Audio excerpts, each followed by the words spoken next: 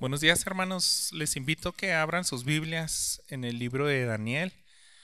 Vamos a intentar abarcar los capítulos 10 y 11. Así que ténganlos ahí, eh, pues a la vista. No hace mucho vi una película de Finlandia donde ellos participaron en la Segunda Guerra Mundial. Se unieron a un gran convoy de barcos donde tenían que llevar simplemente municiones a los rusos para que terminaran pues sí, de vencer a los nazis. Pero en medio de todos esos barcos que llevaban toneladas de municiones, se pierde la comunicación o parece que hay un mensaje falso donde ellos no sabían si estaban siendo protegidos o no por la fuerza aérea de algunos países. Entonces eso le llevó a los capitanes de los barcos a que tomaran ellos la decisión de si querían seguir hasta llegar a la meta o simplemente regresarse a su país porque ya corrían mucho peligro. Entonces esa es la trama de la película, ¿verdad? Algunos decidieron irse, algunos naufragaron, sí recibían ataques, pero aquel que está confiado en un mensaje y se arriesgan, ¿verdad? Porque habían también ciertos mensajes, no sabían si eran interceptados o no, o trataban de adivinar si el enemigo los iba a esperar o no. Entonces toman esa decisión, ¿verdad? Eh, Son pocos los barcos que llegan, pero algunos sobreviven y hacen estrategias.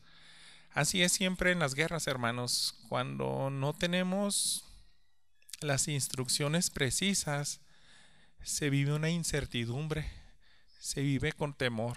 Es como un volado. Dice, bueno, vamos a tomar esta decisión y si sobrevivimos, pues qué bien, pero siempre están con ese temor.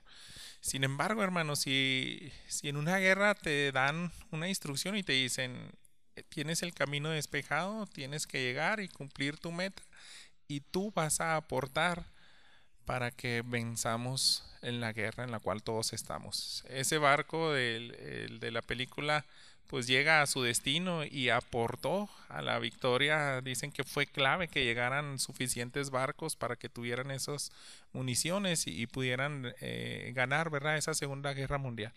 Hoy vamos a ver algo semejante, hermanos. Y yo quise titular esta predicación El conflicto de los siglos. Hay un himno, el cual pues también lo vamos a citar al final, que se llama así, El conflicto de los siglos, y es porque nosotros estamos en esa guerra, hermanos.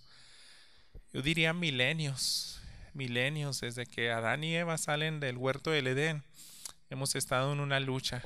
Y yo quiero que veamos dos cosas, hermanos, una entrega intensa a favor del reino. En el capítulo 10, hermanos, Daniel está consciente de esa lucha espiritual, está consciente de que el reino de las tinieblas siempre quiere pues hacer estragos, ¿verdad? En este mundo, destruir todo lo perfecto que hizo Dios y sobre todo su pueblo. Pero aparte de ver eso, esa entrega intensa a favor del reino, eh, es bueno, hermanos, que veamos la revelación por el reino de Dios. La revelación a esa entrega intensa, pues es la victoria, es que tú ya tienes la guerra ganada. Eso lo vamos a ver en el capítulo 11. Entonces, déjenme leer los primeros 6 versículos del capítulo 10 para ponernos en contexto y recordar estos mensajes del libro de Daniel. Dice lo siguiente: en el tercer año de Ciro, rey de Persia, un mensaje fue revelado a Daniel, a quien llamaban Belsasar.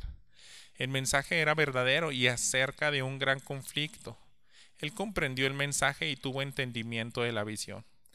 En aquellos días yo, Daniel, había estado en duelo durante 3 semanas completas. No comí manjar delicado, ni entró en mi boca carne ni vino, ni usé ungüento alguno hasta que se cumplieron las 3 semanas. El día 24 del primer mes, estando yo junto a la orilla del gran río, es decir, el Tigris, alcé mis ojos. No me voy a detener ahí, hermanos. Primero, esto es para entender que las fechas que nos da Daniel, tenemos que situarnos y pensar qué tenía él en la mente, qué estaba viviendo en ese entonces. El tercer año de Ciro, hermanos, Es 3 años después de lo que nosotros vimos en el capítulo 9, la profecía de las 70 semanas. Y nosotros, recordando ese contexto, Daniel sabía que se estaba terminando la disciplina de los 70 años. Y él eleva esa oración a Dios porque veía que el pueblo de Dios todavía le faltaba humillarse, ¿verdad? ¿Y qué cree? Pues ya se dio el edicto. Ahora ya está 2 años después de ese edicto donde el rey Ciro da la autorización para que regresen, lo que nosotros encontramos en el libro de Esdras, de Nehemías. Pero hermanos, Daniel se quedó. Es el que él esté diciendo eso en el 3er año del rey de Ciro, él seguía en Babilonia. Y muchos estudiosos pudieran pensar muchas razones de por qué él no fue. Algunos piensan que porque ya era un anciano. Aquí es probable que ya tendría unos 84 años. Es el 536 antes de Cristo. Pero hermanos, después de 2 años nosotros tenemos una cifra que se encuentra en Esdras capítulo 2. No vaya ahí, pero en ese capítulo se da la descripción de todo el grupo de personas, de los cautivos que regresan a Jerusalén. Y hermanos, eran millones de judíos, solamente regresan 42,000. A Daniel, hermanos, eso le trae un pesar, sin duda, en su corazón. Él sabe que es muy, muy poco el pueblo de Dios que regresa, y no debemos de dudar de que es parte de la angustia que él tiene y una carga, porque somos tan pocos los que regresamos y Israel era glorioso. Solamente 42,000 personas de los millones que éramos regresaron y estaban viviendo tiempos difíciles. Pero hermanos, ¿qué de los que todavía se quedaron en Babilonia? ¿Qué de aquellos que todavía están desanimados? Se les da el decreto de que pueden regresar a sus tierras y no quieren regresar. Seguramente se involucraron en esa vida, en esos dioses. Y Daniel, hermanos, no debe dudar de que empezó a sentir un pesar porque el pueblo de Dios no le fue suficiente 70 años como disciplina para volverse a él de todo corazón. Era para que millones de judíos regresaran a su tierra y estuvieran contentos festejando. Y imagínense una cantidad de miles y miles de judíos construyendo el templo, los muros. Pero esa no fue la respuesta esperada para Daniel. Entonces, puede asegurar, hermanos, de que él entra en un ayuno, y nos da una referencia muy interesante, el que nos diga incluso el mes. Son 3 semanas de duelo, pero dice en el versículo 4, al día 24 del mes, del primer mes. Ese mes, hermanos, es cuando se festeja la Pascua. Quiere decir que desde 3 semanas anteriormente Daniel inició, y luego cuando conoce uno los festejos judíos, o sea, avanza la Pascua y llega a la fiesta de los panes sin levadura, y son días de regocijo. Pero Daniel, hermanos, está triste, está inmerso en llorar y en ayunar. Él tiene una reacción completamente distinta. Y ahí, hermanos, se le aparece lo que en los teólogos le dan un término, una cristofanía, una especie de imagen de Cristo. Quita un poco acerca de su gloria para que el hombre lo pueda contemplar, y aparecen algunas figuras. Pero esta es una de las figuras más gloriosas. Algunos pudieran pensar que es un ángel, porque no se nos dice el nombre, pero escuche bien la descripción. Fíjese, nos quedamos en el versículo 4. El día 24, en el 5, alcé los ojos y miré, y había un hombre vestido de lino, cuya cintura estaba ceñida con un cinturón de oro puro de Ufaz.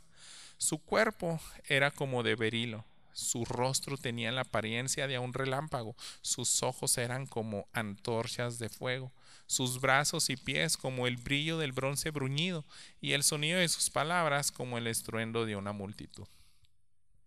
Tal vez usted piense que esta figura, pues sí, es desconocida para muchos. Daniel es la primera vez que ve a una persona con esa semejanza. Usted sabe que él ya vio otras revelaciones, pero ¿cómo sabemos y por qué creemos muchos de que vio a Cristo mismo? Vaya al libro de Apocalipsis y acompáñenme en el capítulo 1, los versículos 12 al 16, se los leo yo. Ahora es Juan el que después de la glorificación puede ver la gloria de Cristo, hermanos. Y él la describe de esta manera. Entonces me volví para ver de quién era la voz que hablaba conmigo.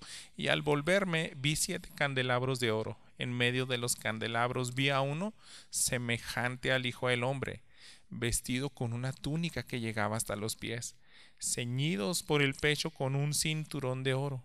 Su cabeza y sus cabellos eran blancos como la blanca lana, como la nieve. Sus ojos eran como una llama de fuego. Sus pies se parecían al bronce bruñido cuando se le ha hecho refulgir en un horno. Y su voz como el ruido de muchas aguas. En su mano derecha tenía 7 estrellas y de su boca salía una espada aguda de 2 filos. Su rostro era como el sol cuando brilla con toda su fuerza. Puede darse cuenta, hermanos, que la descripción es muy semejante. Y los detalles, yo creo que es porque ellos lo describen a su manera de entenderse. Daniel es antes de que Cristo sea encarnado, pero yo creo que vio la misma figura que Juan. Juan lo ve ahora glorificado, pero él lo describe un poco distinto, ¿verdad? Con los cabellos blancos. Y esta cristofanía, hermanos, solamente Daniel pudo contemplarla. La escritura nos dice que él estaba acompañado de personas, no sabemos quiénes eran, si eran algunos otros judíos o seguramente pues tal vez pudieron haber sido otros paganos que trabajaban con él ahí en el gobierno de Babilonia. Pero es una bendición, hermanos, y es una realidad de que Dios se revela de manera más especial a sus hijos. Y fíjese lo que dice el versículo 7, regresando a Daniel 10, dice, solo yo, Daniel, vi la visión. Los hombres que estaban conmigo no vieron la visión. Pero un gran terror cayó sobre ellos y huyeron a esconderse. Me quedé solo viendo esta gran visión, no me quedaron fuerzas y mi rostro se demudó, desfigurándose, sin retener yo fuerza alguna. Pero oí el sonido de sus palabras y al oír el sonido de sus palabras caí en un sueño profundo sobre mi rostro, con mi rostro en tierra. Entonces una mano me tocó y me hizo temblar sobre mis rodillas y sobre las palmas de mis manos. Esta visión que tuvo Daniel, hermanos, es tan sorprendente que nos recuerda la fragilidad del hombre. Cualquiera de nosotros, y lo vemos a lo largo de la escritura, aquellos que tuvieron un encuentro así con Dios mismo en el Antiguo Testamento, con Jesús, con el ángel de Jehová, como se nombra decenas de veces, podemos ver que ellos también sentían algo anormal. De pronto la tranquilidad se iba y sentían un terror, porque ahí está la santidad de Dios. Y nosotros tenemos esa afectación del pecado y nos hace sentir miserables. En el caso de los paganos, sintieron un terror increíble que salieron corriendo. Pero Daniel no es un terror para él, hermanos. Es algo tan impresionante, es algo que hasta le quita las energías, pero es un hijo de Dios y él sí lo puede contemplar porque él se revela a sí mismo con él. Lo mismo pasa, si usted recuerda en el relato del libro de los jueces, los papás de Sansón, cuando ellos se enteran de que estaban ofreciendo un sacrificio a lo que pensaban que era un hombre o un ángel y se dan cuenta que era pues, lo que nosotros ahora conocemos, el Hijo Jesús. Manoah pensó que iba a morir en ese momento. Y la esposa le dice, no creo que nos vaya a matar porque se nos apareció para darnos un encargo especial. Entonces tenemos ese privilegio, hermanos. Pero el efecto esperado de exponernos a la gloria de Dios es algo que afecta profundamente al hombre. Y eso no solamente ha pasado en el libro de Daniel, hermanos, y en historias de la Biblia. Hay un libro que, por cierto, pues se los recomiendo mucho. Hace mucho que no lo recomiendo porque lo leí hace bastantes años, pero en aquel entonces me gustaba mucho recomendarlo, es del doctor Martin Lloyd Jones, este libro que se llama Avivamiento. Fíjense él citando lo siguiente de aquellos hombres que ahora en nuestra era de la iglesia han tenido visiones semejantes. Dice, D.L. Moody, ese evangelista americano, un hombre fuerte físicamente, un hombre muy robusto, y sin embargo, cuando Dios le dio una visión de su gloria, tuvo que pedirle que quitara de él su mano porque sentía que lo estaba matando. Él no es el único que ha sentido eso. Podría citar muchos más que han dicho exactamente lo mismo. Y no crea que está diciendo mentiras el autor de este libro, porque él devoró libros de avivamiento. Leía y leía y de ahí se documentó para escribir ese libro. Entonces cita decenas de personas que tuvieron de alguna manera, ¿no?, una visión o un encuentro con Dios. Dice, te debilita físicamente. Eso está pasando con Daniel, hermanos. ¿Y qué ocurre? Ahora el relato nos dice que una mano le toca y lo más seguro es que ese ya es un ángel. Es una de las tareas de ministrar a los hombres de un ángel. Y continúe conmigo en el versículo 11. Daniel, hombre muy estimado, ahora está hablando este ángel que le fortalece. Entiende las palabras que te voy a decir y ponte en pie, porque ahora he sido enviado a ti, me dijo. Cuando él me dijo estas palabras, me puse en pie temblando. Entonces me dijo, no temas, Daniel, porque desde el primer día en que te propusiste en tu corazón entender y humillarte delante de tu Dios, fueron oídas tus palabras, y a causa de tus palabras he venido. Pero el príncipe del reino de Persia se me opuso por 21 días. Pero Miguel, uno de los primeros príncipes, vino en mi ayuda, ya que yo había sido dejado ahí con los reyes de Persia. Y he venido para darte a conocer lo que sucederá a tu pueblo al final de los días, porque la visión es para días aún lejanos. Esta conversación que tiene, bueno, lo que está escuchando Daniel de este ángel, nos puede sorprender algo un poco, ¿verdad? Porque es una oración que le está diciendo, yo también supe que Dios te dio respuesta a esa humillación. Está buscando exactamente lo mismo, hermanos, que vimos en la respuesta en el capítulo 9. Daniel necesitaba entendimiento, necesitaba sabiduría, porque tenía una carga, ¿verdad?, por el pueblo de Israel. Todavía no nos logramos humillar. ¿Qué va a pasar con nuestra nación si seguimos así? Y dice, tú tienes que entender, y esa es parte de la respuesta a tu humillación. Tú querías encontrarte con Dios mismo y aquí está la respuesta. Pero no comprendemos, hermanos, exactamente cómo fue la barrera que tuvo este ángel. Pero nos deja bien en claro de que hay una esfera espiritual, hay una guerra, hermanos, que se está librando. Y tardó 21 días el ayuno de Daniel porque ese ángel no llegó con la respuesta, por una oposición.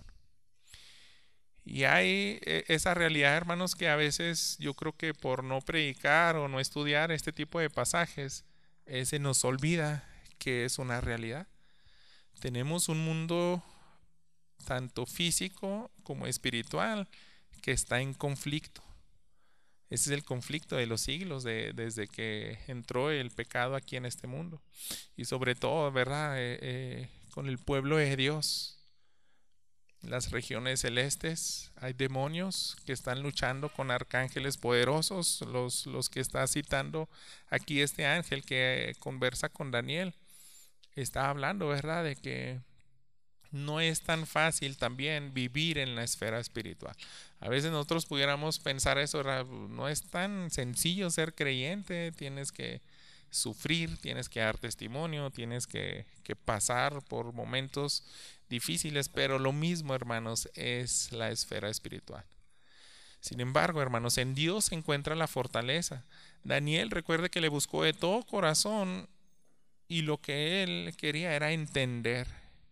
Él quería entender qué iba a pasar con el pueblo de Israel y sabía, si no me humillo, si no busco de todo corazón a Dios, voy a seguir con este pesar porque ya esperé, ¿verdad?, que terminara el cautiverio y las cosas todavía no mejoran como uno quisiera. ¿Qué más sucedió, hermanos? Siga conmigo en la lectura en el versículo 15. Cuando habló conmigo estas palabras, volví mi rostro a tierra, enmudecí, y uno semejante a un hombre tocó mis labios. Entonces abrí mi boca y hablé, y dije al que estaba delante de mí: Señor mío, a causa de la visión me ha invadido la angustia y me he quedado sin fuerzas. ¿Cómo podrá pues este siervo de mi Señor hablar con uno como mi Señor? Porque a mí en este momento no me queda fuerza alguna, ni tampoco me queda aliento. Entonces el que tenía semejanza de hombre me tocó otra vez y me fortaleció. Y me dijo: no temas, hombre muy estimado, la paz sea contigo. Sé fuerte y aliéntate. Cuando habló conmigo recobré las fuerzas y dije: hable mi Señor, porque me has fortalecido.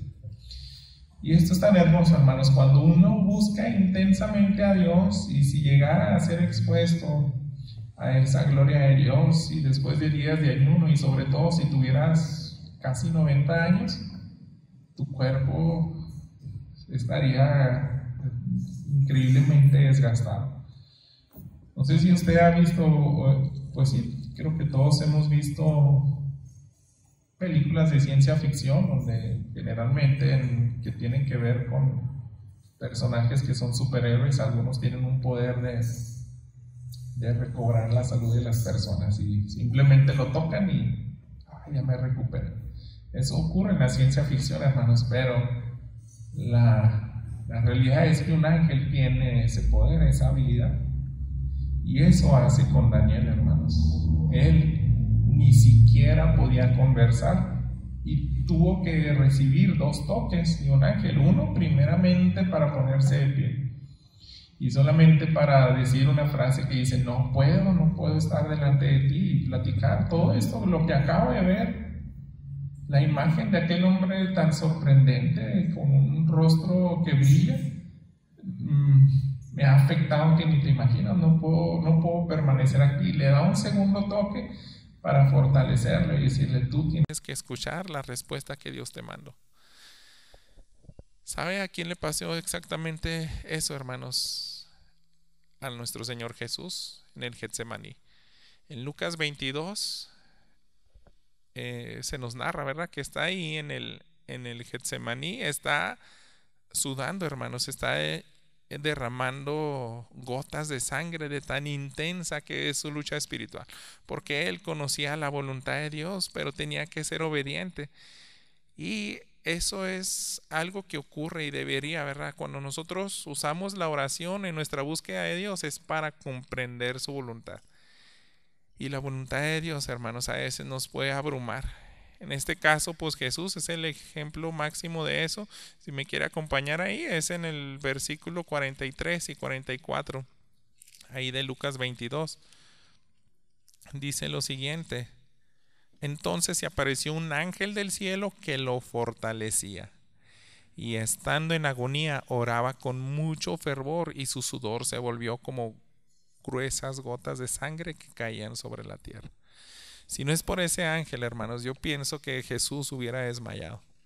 Pero Jesús quería hacer la voluntad de Dios, quería entregar su voluntad. Y a veces, hermanos, si nuestra complexión física o nuestra esfera física no puede hacerlo, incluso nuestros pensamientos, Dios conoce nuestras intenciones y nos envía ayuda y socorro. Eso mismo pasa con Daniel, hermanos. Qué triste, ¿verdad? Sería si hubiera recibido toda esa visión, pero no hubiera sido capaz de escuchar el mensaje. Pero él recibe la fortaleza porque Daniel tenía que comprender eso. Es lo mismo que le está diciendo el ángel. Tú tienes que comprender lo que va a ocurrir. Entonces le da esa fortaleza. Siga conmigo en el versículo 20, regresando a Daniel 10. Entonces él dijo: ¿sabes por qué he venido a ti? Ahora vuelvo para luchar contra el príncipe de Persia, y cuando yo termine, el príncipe de Grecia vendrá. Sin embargo, te declaré lo que está inscrito en el libro de la verdad. Pero no hay nadie que se mantenga firme a mi lado contra estas fuerzas, sino Miguel, el príncipe de ustedes. Otra vez, hermanos, la escritura nos habla de que existe una guerra espiritual y es intensa. Hay mucho en juego, hermanos. El príncipe de Persia, acuérdense que era la actual nación que gobernaba. Estaban en transición con los griegos. Estaban batallando en que se dieran los decretos para que regresara a Jerusalén los judíos. Y todo lo que nosotros vemos, si usted lee los libros de Esdras y Nehemías, se le hace que es una época bien difícil para el pueblo de Israel. Personas que los aborrecen, que quieren evitar que construyan los muros. Ahí está una batalla física, pero lo más probable es que está aquí refiriéndose a esos mismos eventos, exactamente en la esfera espiritual. Hay decretos que quieren ser frenados, hay ángeles, hay arcángeles, hay comandantes como Miguel, que siempre se menciona como que es el principal defensor de los santos. Y hay también, hermanos, demonios y potestades que influyen a naciones enteras como Grecia y Persia. Y hermanos, si esa guerra es intensa y existe, piense un poco. A mí me llama la atención, o sea, que dice este ángel, no pude venir si no es porque este otro ángel vino a ayudarme. Si no es porque recibo ayuda de Miguel, no pude dejar y emprender el camino de aquella guerra, no me dejaba la batalla. Pero solamente vengo a decirte lo que significa la visión y tú te vas y yo me tengo que regresar otra vez a pelear. Y yo, pues podemos indagar muchas cosas, pero piense, si él deja su puesto, los ángeles y compañeros de él, ya se va, nos quedó más difícil aquí, más intensa la guerra. Y no sé qué estaría haciendo Miguel, a lo mejor controlando otros estragos en otros lugares, pero dice, tengo que ir ahí porque este ángel es el que le va a entregar el mensaje y la interpretación a Daniel. Así que espérenme un poco. Así de intenso, hermanos, es la esfera espiritual, no muy distinta a esa realidad que nosotros vivimos aquí en la tierra, ¿verdad? Este ángel estuvo en guerra durante los decretos de hace 2 años que no se liberaban. Dice, hace 2 años luchamos hombro a hombro, ¿verdad? Miguel y yo. Pero esa guerra sigue en pie. En medio de esa intensa y continua tribulación, los santos hermanos tenemos ángeles a nuestro favor. Y siempre lo vamos a ver así. Ahorita veíamos, bueno, a veces vemos videos misioneros, a veces recibimos cartas, pero siempre hay una lucha por extender el reino de Dios, porque las almas conozcan a Cristo Jesús. Siempre hay oposición, a veces quisiéramos que todo sea bien fácil, pero aparecen trabas. Y detrás de eso, hermanos, pues es una lucha intensa también. Pero para cerrar este punto, hermanos, quiero hacer la siguiente pregunta. Ustedes y yo vimos, ¿verdad?, que el compromiso de Daniel y de esos ángeles era grande, ¿sí o no?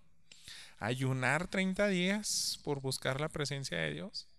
Dejar tu puesto de batalla y arriesgarte o tener que hacer una encomienda especial en una intensa lucha como ángel. Ellos tenían un compromiso. Ellos entraron intensamente a esa guerra contra el reino de nuestro Padre, ¿verdad? Pero ¿qué hay de ti? ¿Qué hay de mí? Yo creo, hermanos, que esto también es una invitación a unirnos, a que nosotros también entremos hombro a hombro con aquellos que están luchando intensamente por arrebatar almas que van al infierno, por ayudar a los creyentes que están luchando contra su pecado, por predicar a aquellos que jamás han escuchado acerca de Jesús el Salvador. Hay personas que están inmersas en tinieblas que desconocen esta información. No tienen ni la menor idea de que hay una tercera parte de los ángeles creados por Dios que están luchando contra las otras 2/3 con tal de hacer estragos en la esfera física. Pero nosotros de este lado tenemos que hacer algo semejante a Daniel, hermanos, humillarnos humillarnos y buscar intensamente a Dios. Nos debe de preocupar lo que pasa en nuestra iglesia. Si el cristianismo lo vemos decaído, si no lo vemos avivado, si vemos a personas que no se están comprometiendo, deberíamos de tener la misma carga que Daniel. ¿No es así?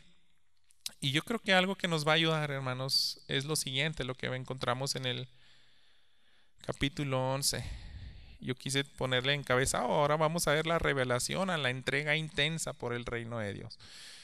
Si Daniel se entregó con bastante compromiso, ahora vamos a ver la respuesta que recibe.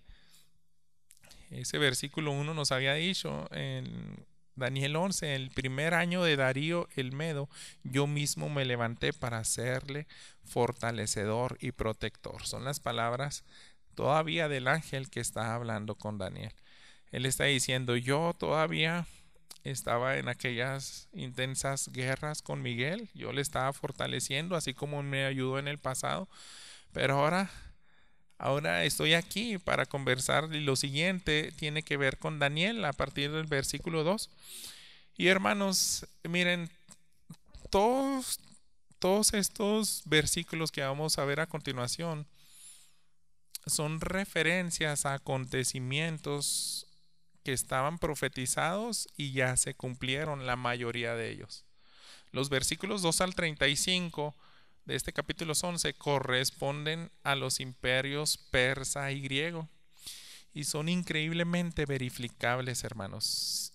Si conociéramos profundamente la historia universal, hermanos, nosotros veríamos que esto encaja perfectamente. A partir del versículo 36 en adelante de ese capítulo, son versículos que nos van a hablar acerca de acontecimientos del Imperio Romano, que también ya pasaron siglos atrás, pero han quedado algunos versículos finales de ese capítulo inconcluso.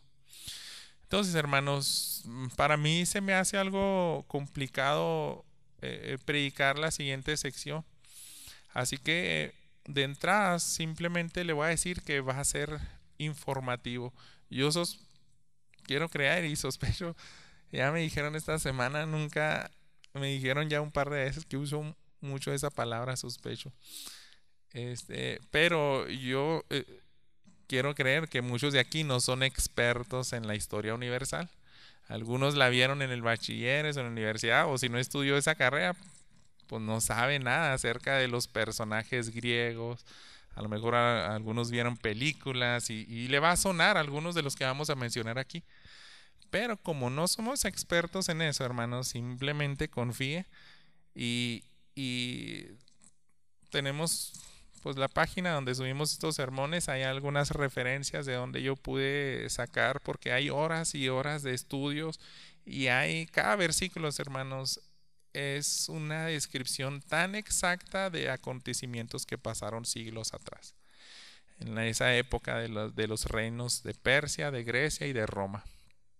Pero le digo, como no conocemos, nosotros no somos expertos en la historia, a lo mejor lo siguiente no le va a parecer tan interesante, pero lo puede tener como referencia. Y le digo, en nuestra página web, ahí puede descargar el escrito del sermón y va a ver los nombres si no los alcanza a notar. Pero si usted se pone a investigar y agarra libros de historia universal, va a decir, esto es sorprendente.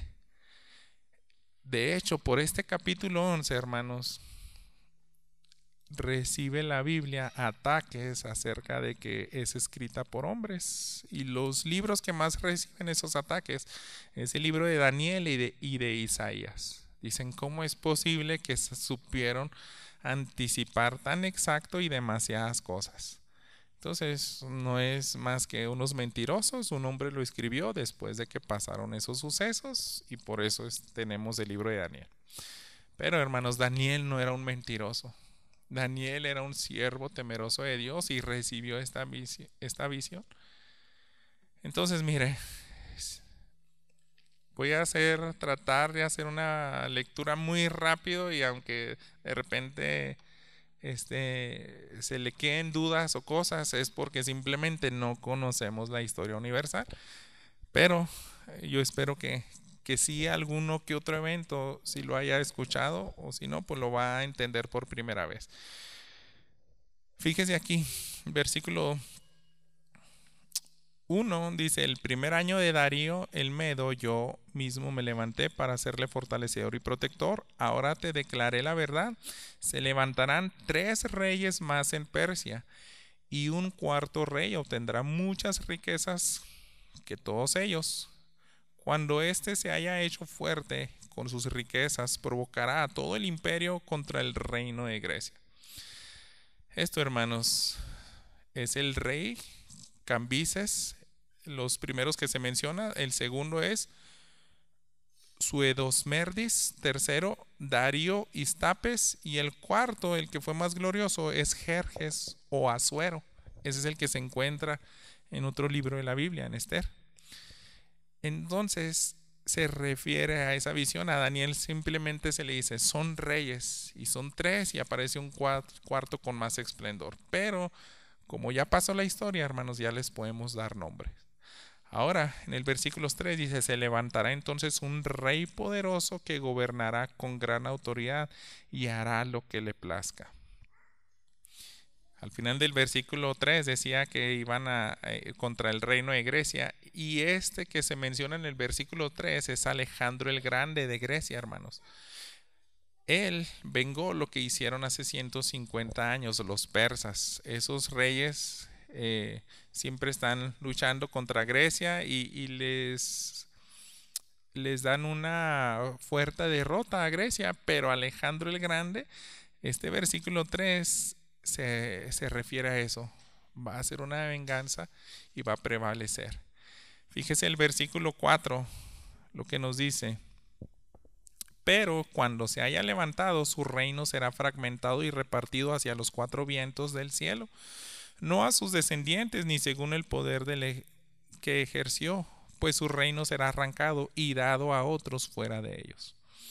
Yo creo que le suena también algo familiar de lo que habíamos visto en capítulos anteriores de Daniel, porque también dio un adelanto de esto. Pero ahora, hermanos, también eso lo confirma la historia. Estos 4 generales no eran del linaje de Alejandro el Grande.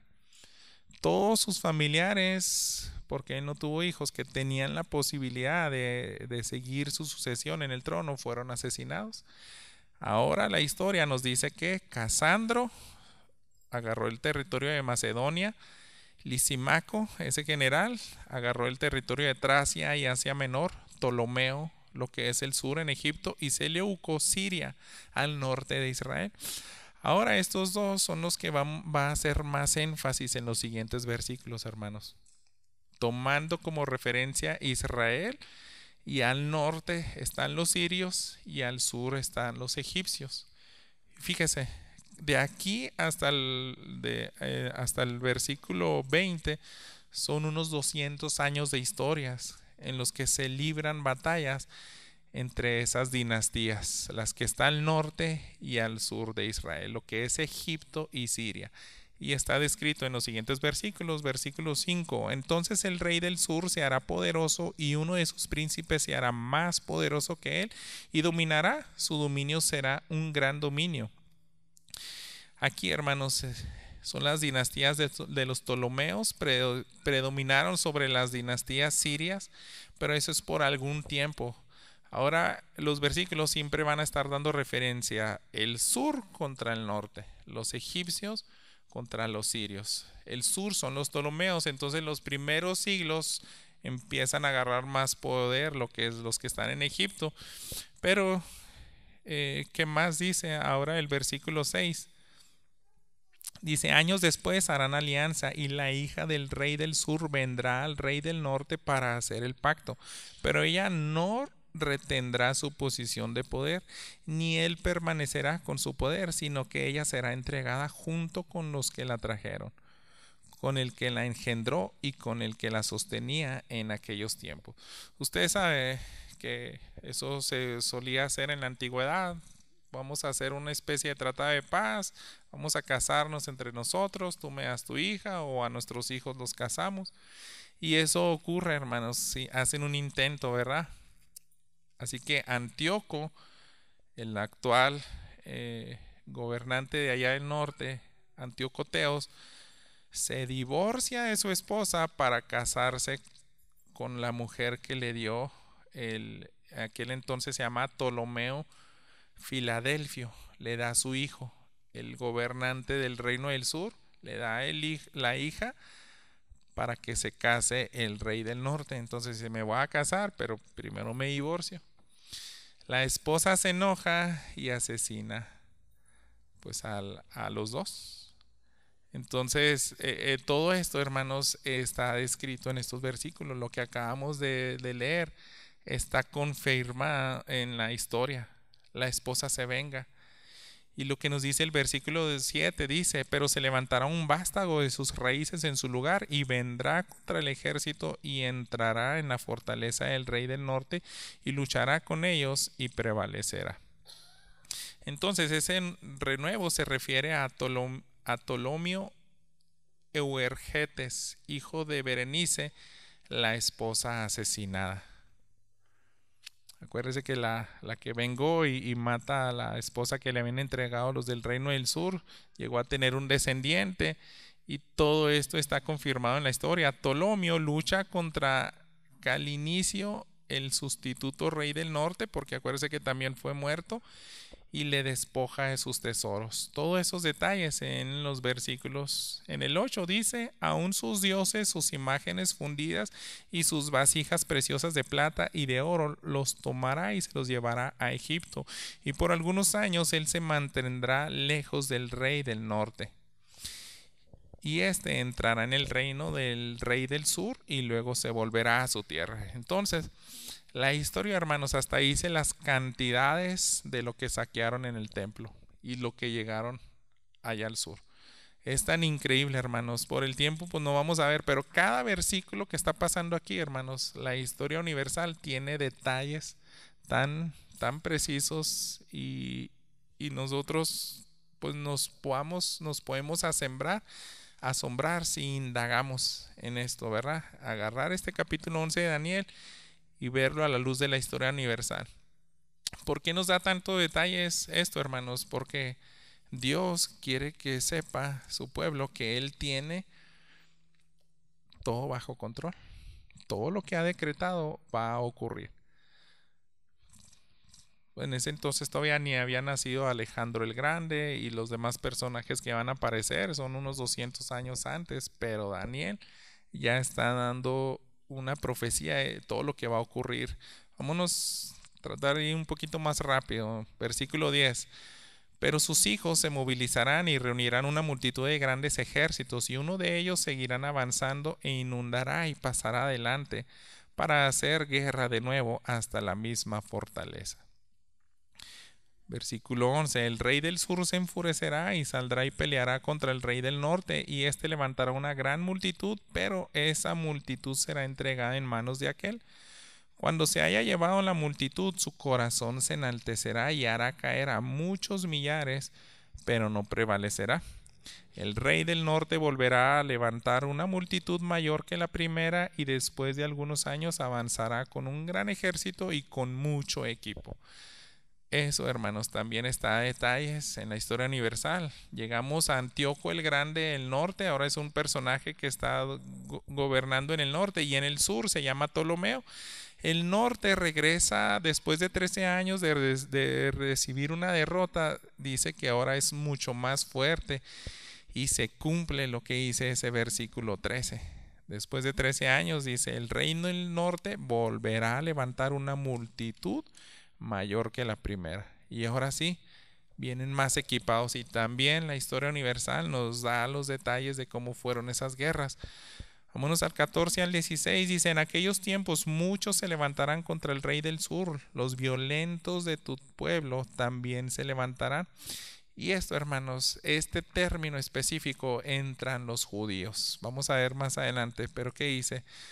Caerán, vendrán. El rey del norte levantará un terraplén y tomará una ciudad bien fortificada, y las fuerzas del sur no podrán mantenerse, ni aun sus tropas más selectas, porque no habrá fuerzas para resistir.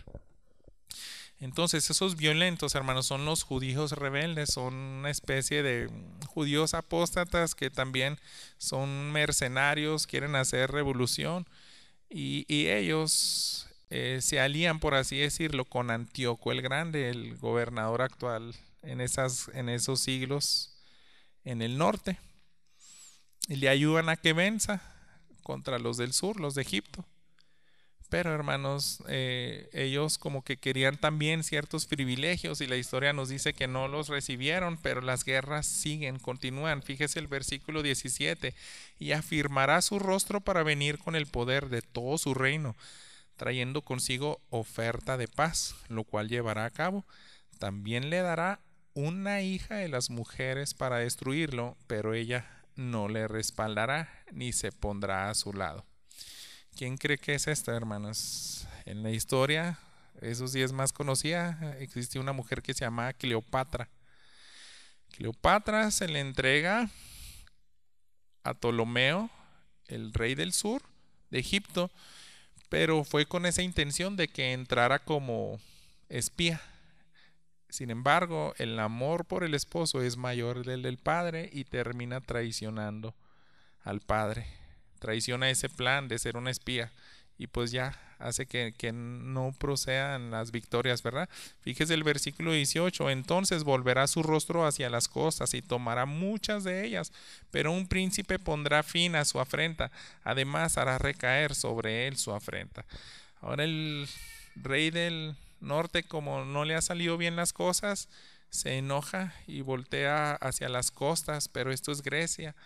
En aquel entonces, hermanos, le pertenecían a Roma. Roma está entrando en acción en la historia y entra en un conflicto con ellos y ahí pierde la vida. Lo que nos dice el versículo 19, después volverá su rostro hacia las fortalezas de su tierra, pero tropezará y caerá y no se le hallará más. Ya muere ese otro personaje, ese rey del norte.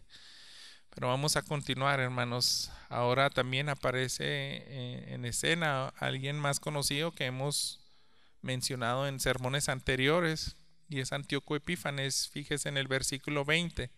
Se levantará en su lugar otro que enviará a un opresor a través de la joya de su reino, pero a los pocos días será destruido, aunque no en ira ni en batalla. En su lugar se levantará un hombre despreciable, a quien no se le ha otorgado los honores de la realeza.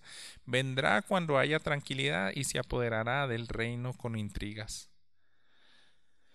Las fuerzas abrumadoras serán barridas ante él y destruidas, así como también el príncipe del pacto.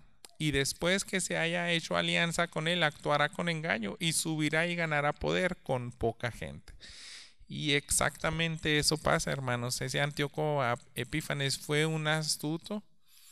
Él así agarra el reino porque él no, originalmente no era deseado para que tomara esa posición, pero él empieza a ser clave, ¿verdad? En la revolución que va a ocurrir en Jerusalén, porque hace cosas tan desagradables que hace que los judíos se enojen contra él, ¿verdad? Por detenerles ahí, pues todo lo que tenía que ver con los sacrificios. Eso lo leemos aquí más adelante, versículo 24. En un tiempo de tranquilidad entrarán en sus lugares más ricos de la provincia y lograrán lo que nunca lograron sus padres ni los padres de sus padres.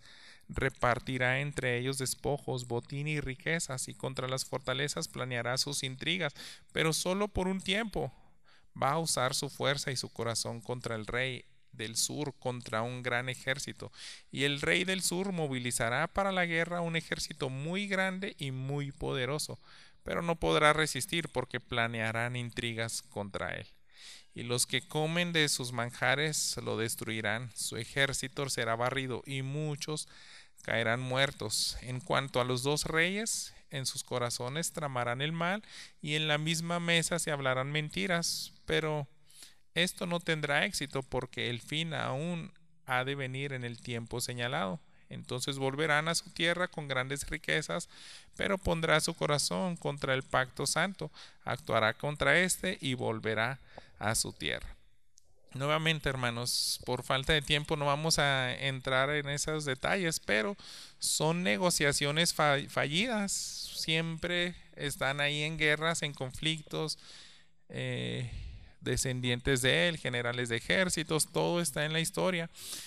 Y A pesar ahora que se le complica al Antíoco Epífanes, el rey del norte, regresa a Jerusalén enojado y saquea el templo, lo profana, asesina a sangre fría a niños y a mujeres judíos, porque no le están saliendo bien las cosas. Y todo esto, hermanos, si usted se fija, Siria al norte, Egipto en el sur, están en continua pelea, pero el lugar de la pelea es Jerusalén. Siempre están como un peón involucrado y ellos reciben también, pues por así decirlo, daños colaterales. Vamos a leer ahora del 29 al 31, 32, para terminar con toda esta era de los persas y los griegos. Dice lo siguiente: en el tiempo señalado volverá y entrará en el sur, pero su última vez no resultará como la primera, porque vendrá con él naves de Quitim y se desanimará, volverá y se enfurecerá contra el pacto santo y actuará contra él. Volverá pues y fortalecerá a los que abandonen el pacto santo, y su parte se levantarán tropas, profanarán el santuario, fortaleza, pondrán fin al sacrificio perpetuo y establecerán la abominación de la desolación. Con halagos corromperá a los que obran iniquidad, inicuamente hacia el pacto, pero el pueblo que conoce a su Dios se mostrará fuerte y actuará. Entonces, hermanos, ahora los Ptolomeos contratan la flota romana. Vio que mencionan, ¿verdad? Ahora que voltea para pedir ayuda, y ese es el reino del sur que quiere vencer al del norte. Entonces ahora los romanos están amenazando a este Antíoco Epífanes, y él vuelca su enojo otra vez para con Israel, asesina a los niños, mujeres, los obliga a adorar ídolos. Es cuando sacrifica un cerdo ahí en el templo de los judíos. Él erige una estatua de Zeus. Todo eso, hermanos, es la abominación de la desolación, lo que se dice en el versículo 31. Y Daniel ya se le habían anticipado en otras visiones eso mismo. Vamos al 32, 33, hermanos. Dice: los entendidos entre el pueblo instruirán a muchos, sin embargo durante muchos días caerán a espada y a fuego, en cautiverio y despojo. Cuando caigan recibirán poca ayuda, y muchos se unirán a ellos hipócritamente. También algunos de los entendidos caerán, a fin de ser refinados, purificados y emblanquecidos hasta el tiempo del fin, porque aún está por venir el tiempo señalado. Aquí, hermanos, termina ese tiempo de la opresión persa y griega e inicia la opresión romana. Pero si se fija, los judíos ya están hartos de todo eso que les está pasando. Ocurren las rebeliones que conocemos como los macabeos. El líder Judas Macabeo, eso viene en la Biblia católica, en los libros apócrifos. Es historia universal, hermanos, que pasó los 400 años antes de que naciera Jesús. Son esos versículos, el 33 al 35. Y ahora, hermanos, dice que ese rey hará lo que le plazca. Ahora va a entrar el imperio romano. Lea conmigo a partir del versículo 35 y pues siga teniendo algo de paciencia. Si usted se fija, Daniel le está dando muchas descripciones el ángel que va a pasar, este es su personaje, es una guerra, y Daniel a lo mejor no comprende perfectamente bien eso, pero hasta que llegue al final va a saber el porqué. Y ahora que nosotros, hermanos, vemos cómo al pie de la letra en la historia universal se puede constatar todo esto, tenga paciencia un poco y vamos a llegar a las conclusiones y verá que puede ser de bendición. Pero nos quedamos en el versículo 36. El rey hará lo que le plazca, se enaltecerá, se engrandecerá sobre todo Dios y contra el Dios de los dioses, dirá cosas horrendas. Él prospera hasta que se haya acabado la indignación, porque lo que está decretado se cumplirá. Y ahora lo que está mencionando aquí, hermanos, es el anticristo, es la figura. Y fíjese bien, porque cada cosa que dicen estos versículos del 36 al 39 habla de mucha soberbia, habla de una persona que se quiere enaltecer por encima de todas las religiones. Fíjese, 37, no le importarán los dioses de sus padres, ni el favorito de las mujeres, tampoco le importará ninguno otro dios, porque él se ensalzará sobre todos ellos. En su lugar honrará al Dios de las fortalezas, un Dios a quienes sus padres no conocieron. Lo honrarán con oro y plata, piedras preciosas y cosas de gran valor. Actuará contra la más fuerte de las fortalezas con la ayuda de un Dios extranjero. A los que los reconozcan colmará de honores, los hará gobernar sobre sus muchos y repartirá la tierra por un precio. Si se fija, todos los emperadores anteriores, ellos adoraban a dioses, forzaban, por ejemplo, a los judíos a que adoraran a dioses, pero este es distinto, hermanos. Este es el anticristo. Y fíjese, para condensar un comentario que se me hace muy acertado de John MacArthur, él dice lo siguiente: él es el Cristo falsificado, quien hace un tratado o pacto o alianza con Israel. Él promete protegerlos, él alinea a Israel con el occidente y después, a la mitad de la tribulación de 7 años, él rompe ese pacto. Él profana su templo, él profana su religión, él blasfema a su Dios y precipita el holocausto del Armagedón, el cual acaba en el regreso de Jesucristo. Y estos versículos, hermanos, del final de este capítulo 11, los escatólogos, los expertos en las profecías, empiezan a tener mucho debate porque dicen, son eventos pasados que se pueden constatar como en aquellos imperios de Persia y de Grecia, o pueden referirse a eventos futuros que todavía no pasan. Pero todo lo que sí es comprobable, hermanos, ya lo pasamos y se cumplió al pie de la letra. Ahora tenemos que ver y leer en qué termina esta revelación de Juan. Acompáñenme del 40 hasta el final del capítulo. Al tiempo del fin, el rey del sur se enfrentará con él, y el rey del norte lo atacará con carros, jinetes y con numerosas naves. Entrará en sus tierras, las invadirá y pasará. También entrará a la tierra hermosa, y muchos países caerán, pero estos serán librados de su mano: Edom, Moab y lo más selecto de los amonitas.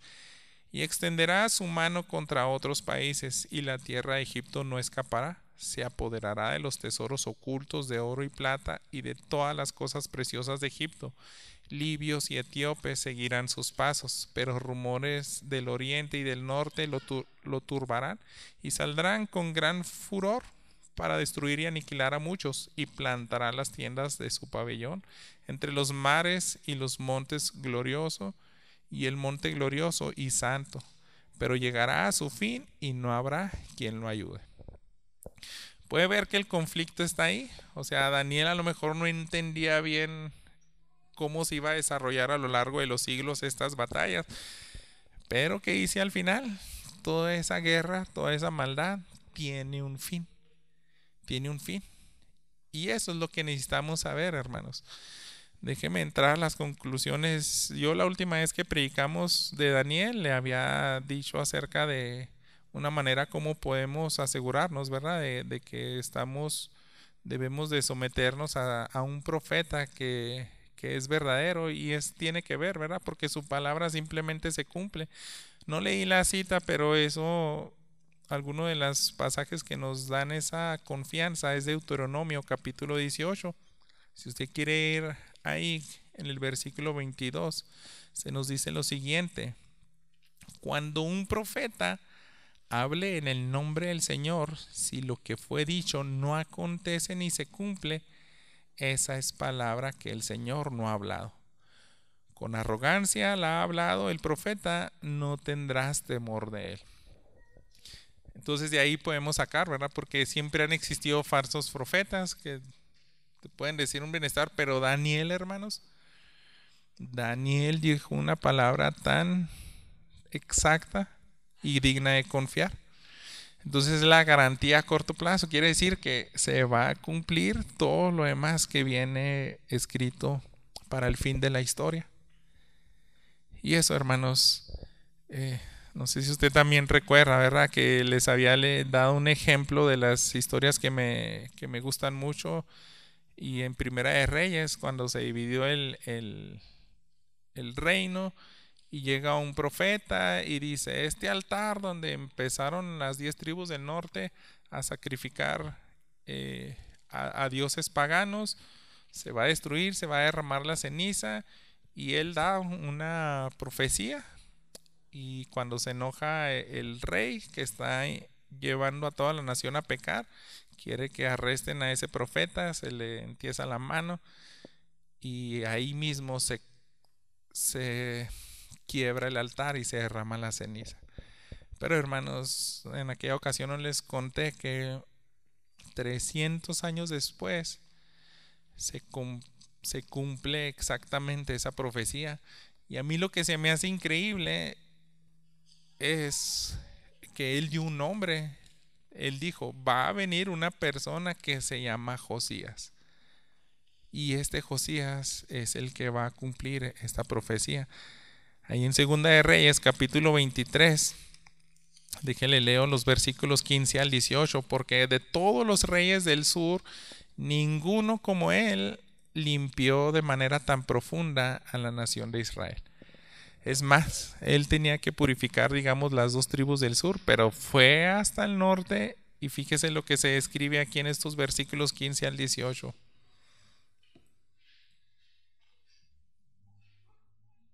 Además derribó el altar que estaba en Betel y el lugar alto que había hecho Jeroboam, hijo de Nabat, el que hizo pecar a Israel, o sea, derribó también aquel altar y el lugar alto, destruyó sus piedras, las redujo a polvo y quemó la acera.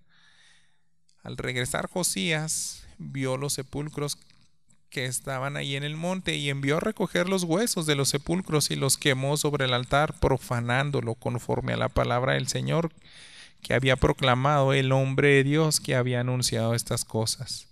Entonces dijo, ¿qué monumento es este que veo? Y los hombres de la ciudad le dijeron, es el sepulcro del hombre de Dios que vino de Judá y proclamó estas cosas que has hecho contra el altar de Betel.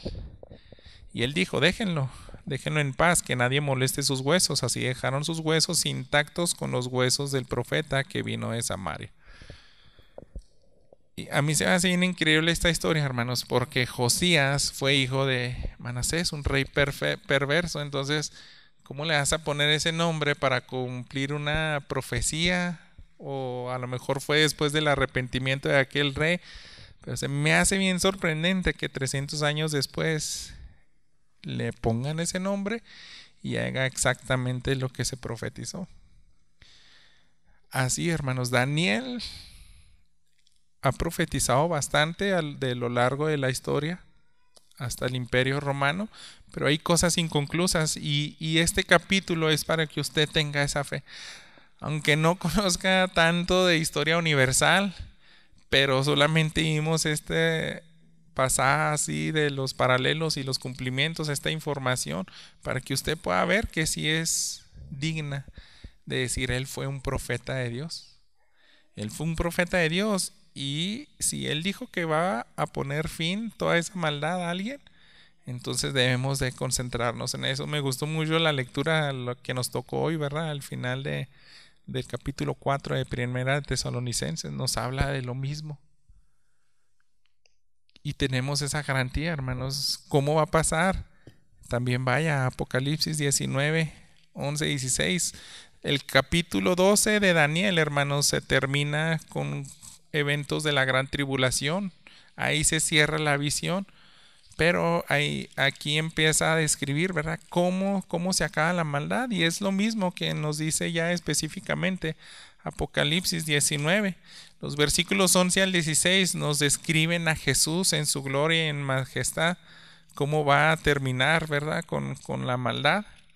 Y me gusta cómo se le describe en el versículo 16 de Apocalipsis 19. Dice, en su manto y en su muslo tiene un nombre escrito, Rey de Reyes y Señor de Señores.